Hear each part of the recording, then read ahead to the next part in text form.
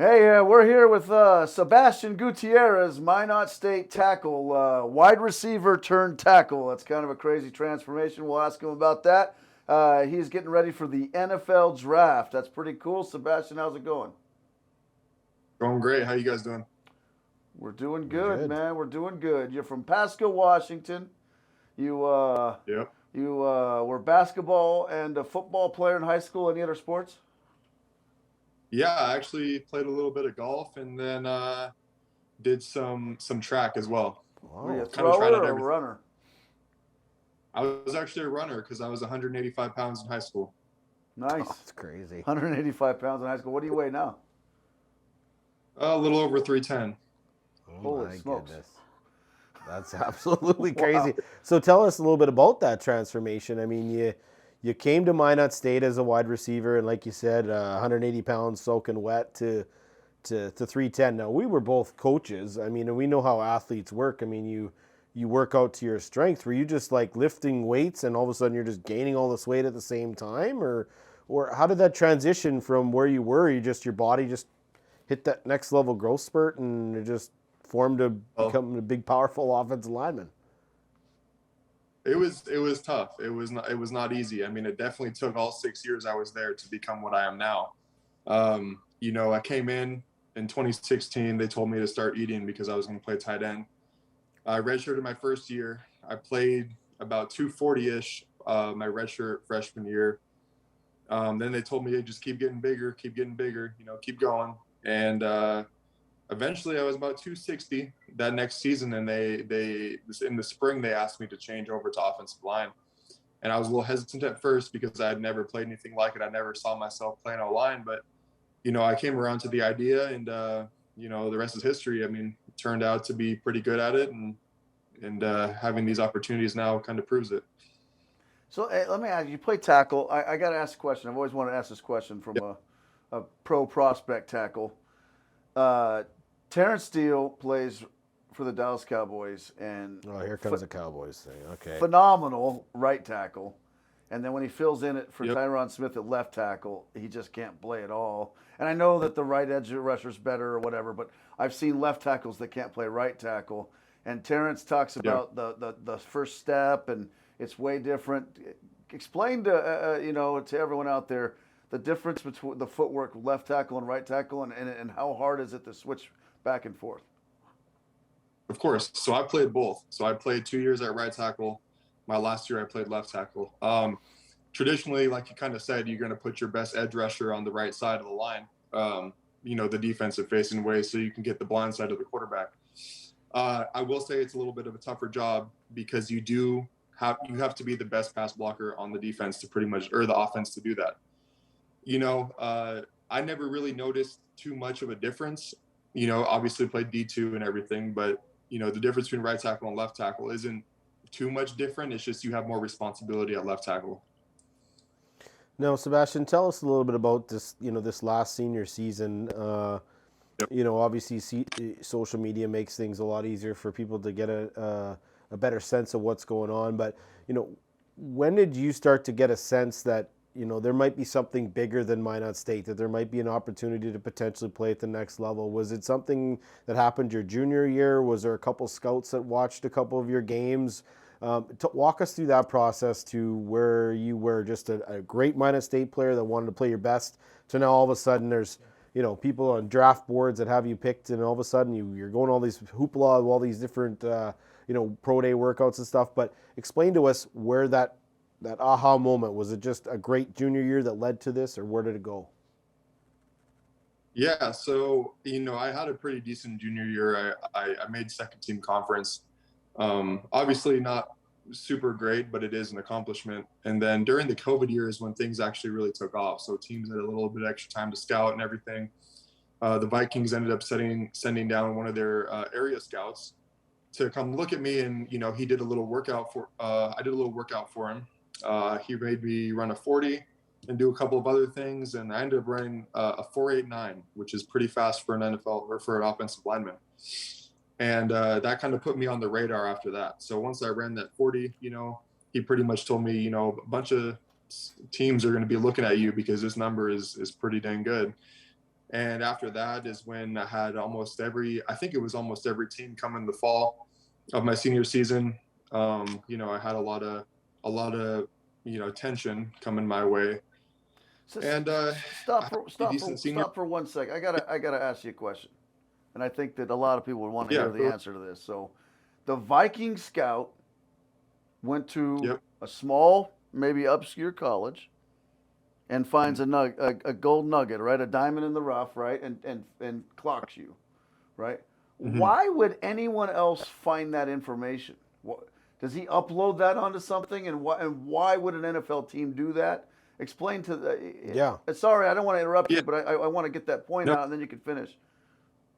of course. So from what I understood, there was a company that kind of a bunch of the teams kind of umbrella under, and they are owed that information as well, just because he's coming down to do like the diligence of like an area scout, you know, like it's not necessarily just for the Vikings, but it's kind of just for the good of every other team within that agency or company or whatever they are.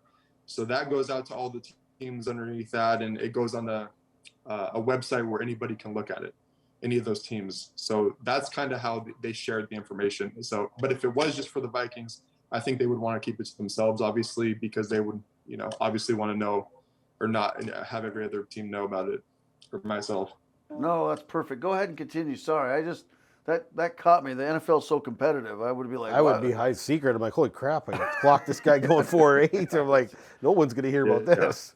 Change those numbers around, right? So, tell us about your No, best pancake. best pancake. So, oh man, I had a few of them, but I think I liked the one this year. It was versus Duluth. So we had a little bit of a reverse play. Peyton Lamore came back on the reverse, and my job was to come down onto the linebacker, fake like I was blocking him, and then wheel out, check to see if the corner was blocked. If the corner was blocked by the tight end, I would move to the next level. So I ended up moving to the next level and looping right up. Peyton Lamore is coming right behind me. I grab the corner, I'm blocking him, and I just throw him right to the ground. And that was Peyton Lamore was sprung for a touchdown. So that was probably one of my favorite ones. Absolutely. Now that the season's over, you know, obviously a lot of the hype and a lot of discussions.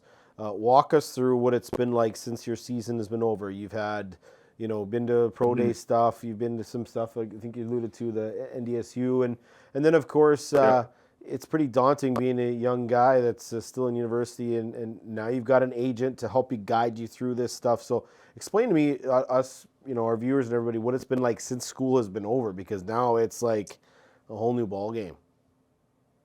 Of course, yeah. So after season ended, I took a little bit of time to go see my family back in Pasco, spent Christmas with them, and then the first week of January, I was up in Minneapolis.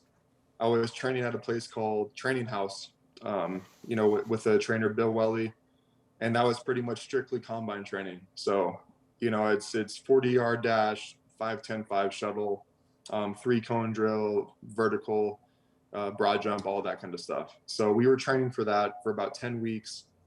And then and that's like 10 weeks of intense training. Like you're building your body to succeed in those specific drills. And then I go to my pro day at NDSU. I'm obviously expecting to do pretty well. I mean, I've always had like an athletic build and been able to test well. And I did well. I mean, I didn't run the 40 as fast as I should have. You know, granted, I gained 15 pounds since the last time I ran it, but I ran a 5.1 there. And, you know, it's not horrible. Anything under a 5.3 for an offensive lineman is pretty good, you know, and everything else I did well and excelled in. And then after that, I came back here to Minot, and I've been training and working on building my body up and maintaining my weight, making sure my condition's right. So once I get to camp, wherever I end up, I'm ready to go. So, what teams have given you the most interest? I should say. I don't know how that works, and you know, do they come to Minot to watch you work out, or is it just the pro day, or you know, Talking to your agent or what? Yeah, How does it work? how's it work, and who might be your best chance to get your name called for? Well, I was invited to the Vikings 30-man visit, which is they bring their top 30 prospects on their draft board in for a visit. So I did that a couple of weeks ago, and that went really well. I was able to talk to the general manager, offensive line coach, head coach, offensive coordinator, everybody I'll be working day to day with in there. I was able to see the facility. They treated me right. They had a lot of cool people, and it was really awesome to see, that whole system and how they work things over there. So I would say the Vikings definitely interested, definitely, a good chance that they might pick me up. Nothing's ever set in stone, but, I'd say they're a good guess. And other than that, I've had a lot of teams reach out in the last couple of weeks, whether it's a phone call from a scout or talking to an offensive line coach. I talked to the Detroit Lions offensive line coach the other day. Just most recently, the Las Vegas Raiders have reached out as of today. San Francisco 49ers, Chicago. There's a lot of teams. And, I'd say I have maybe 12 to 15 teams have reached out since after the pro day. Absolutely. And I'm assuming, too, everybody wants to get drafted, but there's a whole plethora of players that sign contracts as soon as that draft's over with to try to fill some spots. So has there been any indication, maybe just that if we don't get a chance to pick you or if somehow you fall, that they, that continue, that you'll still have another chance to do something? Is that something that is a possibility too? That's definitely a possibility. I've had a lot of teams say, hey, if we don't get you in the draft, please consider us in free agency. We're definitely going to be coming for you. All these teams have been very straightforward. They've told me exactly what they want and what they're going to do. And, I'd like to get drafted, but if not, I'd know I'd be a pretty safe bet. I'd go somewhere, right on, get picked up. Let me ask you this. So would you prefer to be drafted in the 7th round or go undrafted? And pick your own place. Yeah. That's a tough one. From what I've seen, 6th round's a little higher. 5th round, you're going to take that. But 7th round, you might get drafted to a team that's super deep in tackles, and undrafted, you could go to a team that's, that has like only 3 on the roster or something currently or whatever. I don't know. What's your thoughts? I've definitely thought about it, and my agent, he's told me that there's really nothing I can do if someone drafts me and I'm put in that situation. But it's really, there's pros and cons to it. From what I understand, you get a little more money if you're drafted. Obviously, you get a little more security, job security, because I believe you negotiate a contract almost immediately. However, I mean, you might, like you said, you might end up in a situation where there's a lot of O-line on the roster and you might not succeed, and that's okay too. You might get released, and then the other teams will have a chance to pick you up. Not saying I'm going to get released, but that's definitely the reality of the situation. And then free agency, that's what me and my agent would have to talk about on draft day. If I would have to go somewhere, take a little bit less money to go to a place where I'd more likely succeed and make it through camp and sign a contract, that would probably be the right way to go. Absolutely. So give us a 30-second little blurb of, we know the NFL's faster, to give us 30 seconds of why, if you arrive at rookie mini camp and then, mini camp and then training camp, right? Is that the 3 levels of it, right? Why you're going to stick and why you'll succeed. Because I've never given up on anything in my life. I mean, I've always been a competitor, and ever since I was a little kid, I wanted to be in this situation, and I'd feel like I'd be doing a disservice to my little self if I squandered this opportunity. Absolutely. Well, good. Well, we got one more. Two. Boy, here it comes. Number one, did playing basketball and baseball and track and being a 3-sport athlete versus a 1-sport athlete, do you think it helped you, hurt you, hindered you? 4-sport. You know what I mean? 100% it helped me. Yeah, 100%. I grew up playing. Actually, I did play soccer for 8 years growing up too. So Spainer's excited about that. I have a little bit of background there. I mean, I played from when I was very young to just before like high school, I would say. it was a great experience. I think, that kind of developed my muscles the right way just to play soccer. And then basketball, obviously, it's a lot of agility and jumping and all that kind of stuff. So I think that definitely helped me with my feet and footwork. Track, of course, is speed, everything that entails. And then I think playing golf actually helped me with a little bit of the mental aspect of football, because you're competing in a golf tournament, you got to have a pretty strong mental capacity if you're gonna make a mistake and then come back from that and do better. So definitely helps to be a multi-sport athlete. Last one, I'll let you, throw a bone to, I know Shane, is it Ledehi? Was he the one that recruited you? And then I know you said Nick Nissen was your positional coach. Mike Aldrich was your head coach the whole time, right? Yep. Tell us a little bit about your coaching staff, preparing you mentally, and how they've helped you to get to this point, or not, I guess. Tell us that experience at Minot State. Yeah, just from when I first got to Minot State, I didn't have the best experience, my first year, I guess, because I was still very raw and I was very new, and I was very under recruited, so I was like at the bottom of the barrel type recruit. And then going up through the ranks and working through the system, I found that my coaches appreciated me, and I as long as I kept my nose down and worked hard, there wasn't going to be much I couldn't accomplish. And then getting to the start of the process where I started getting looks from the NFL, it's my coaches have helped so much. They always kept my confidence high, but they also kept me like in reality. Like they didn't want me my head to get too big, or they didn't want me to underappreciate myself. So I definitely give a lot of credit to them and helping me to be more of a professional, and grow into the role that I'm going into. Absolutely. Man, this was awesome. I It was. really appreciate you coming on, and I think it was really informative, especially for we have a big high school sports following, and I think it'd be good for those kids to to hear the benefits of three sports, the process you went through, Yep.